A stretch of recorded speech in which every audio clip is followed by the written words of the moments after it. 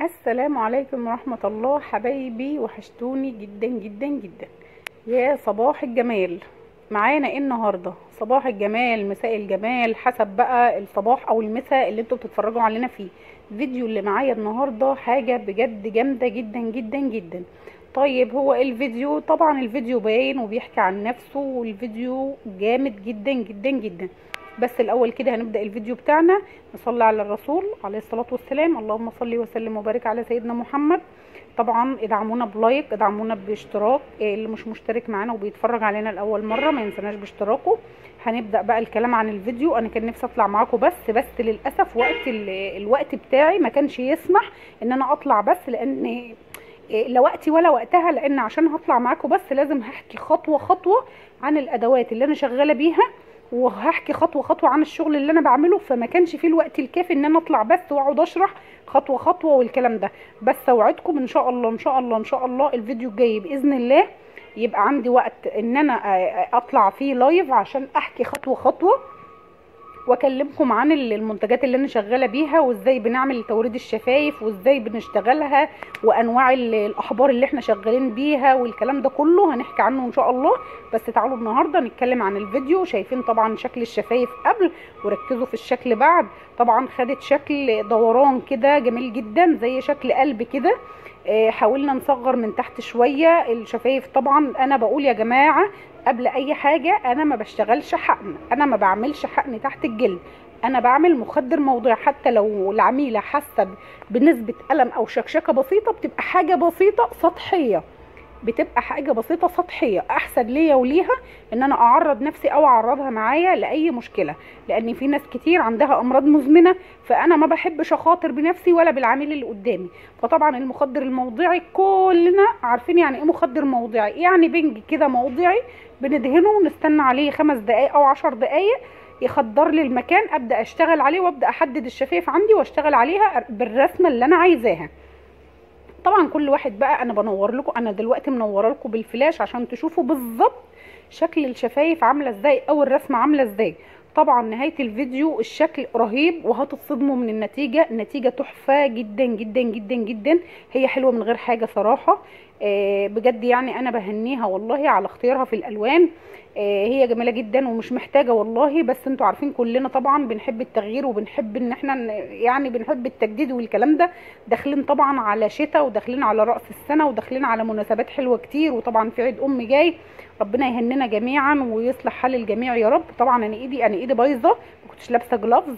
زي ما قلت لكم والله العظيم ما كان عندي وقت، ولا انا ولا هي. ايدي ده مش دم يا جماعه، اللي على ايدي ده مش دم، اللي على ايدي ده حبر من اللون بتاع الروج. طبعا احنا قلنا هنتكلم تاني.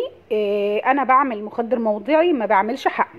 انا ما بشتغلش حقن ولا في الميكرو بيلدينج ولا في التوريد الشفايف بشتغل حقن. زي ما انتم شايفين كده اللي انا بحطه ده فازلين. بعد ما بخلص انا بعمل جلسه واثنين وثلاثه، وبمشي على مكان بعلم المكان معايا وامسح. يعني اشتغل على جزء سواء يعني الشفايف من فوق او من تحت، بشتغل على جزء منها، وابدا امسح واشوف اللون ادى معايا ولا لسه ما ثبتش. طبعا انا بصور لكم الفازلين عشان تعرفوا ان منتجاتنا كلها حاجات طبيعيه، مفيش فيها اي فبركه ولا فيها اي حاجه. بس انا زعلانه عشان كاميرا تليفوني هي اللي صراحه يعني ظالمه الواحد في الشغل، لان الصوره على الطبيعه احسن من كده بكتير. اقسم بالله العلي العظيم امانه مش كلام. الصوره على الحقيقه، لان هي جميله اصلا يعني بطبيعتها واخلاقها، هي جميله جدا وهي عسوله يعني بسم الله ما شاء الله، واي حاجه لايقه فيها. فطبعا التصوير معايا انتوا عارفين كاميرا تليفوني، ولا بصور بفلتر ولا الاضاءه واو ولا اي حاجه. الصوره طبيعيه زي ما انتوا شايفين كده. والفازلين زي ما انتم شايفين انا بحط فازلين بحيث ان انا ارطب بعد العمايل. طبعا هي بتمشي على لو عندها مثلا فازلين مرطب مضاد حيوي. طبعا في انتفاخ شويه او تورم شويه في الشفايف، بس حاجه بسيطه. كل الكلام ده بحته تلجايه او حته مضاد حيوي والموضوع والقصه انتهت. مش هقول لكم ان الموضوع اوفر، يعني الموضوع سهل جدا وبسيط جدا. بس احسن ما اعرض نفسي لخطر او اخد ابره او اخد الكلام ده. صدقوني الابر والكلام ده نصيحه لوجه الله، صدقوني بلاش بلاش بلاش ابر تحت الجلد او حقن تحت الجلد سواء في الحواجب او الشفايف. بلاش، نصيحه لوجه الله انصحكم بيها. عشان ما اشيلش ذنب حد. بلاش يا جماعه، لان ناس كتيره جدا بتقع في الدكتور نفسه بيغلط. يعني مش هقول لكم يعني الكوافير، الدكتور نفسه بيغلط. فبلاش اجيب الاذى لنفسي، واللي انا بريح دماغي. هو مخدر موضوعي زي ما انتم شايفين كده، واشتغلنا والحمد لله، وادانا النتيجه اللي هي بتاعه الحقن. فليه نجازف بنفسنا؟ ملوش لازمه. طبعا ده الشفايف بعد، انتوا شفتوها قبل وده بعد. التورم ده طبيعي جدا جدا، او الالتهاب ده طبيعي جدا جدا. هي بتمشي على مضاد حيوي. طبعا هي لها اعاده في حاجات بسيطه كده، يعني المفروض ان احنا كنا اتكينا عليها، بس هي صراحه قالت لي انا ما عدتش قادره. هي صراحه يعني احنا كلنا بنشرب بقى القهوه والشاي والكوفي ميكس والحاجات دي كلها طبعا. فالحاجات دي ما بتاثرش مع البنج قوي، البنج ما بيأثرش معانا قوي. طبعا مش هقول لكم في دم، والله العظيم والله بدون نقطه دم.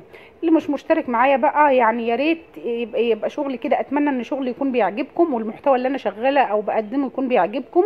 اللي بيتفرج علينا لاول مره ما ينسناش باللايك، ما ينسناش بالشير. شيروا الفيديو يا جدعان، واشوفكم في فيديو جديد، واشوفكم في حاجات كتيره جديده حلوه، واشوفكم على خير.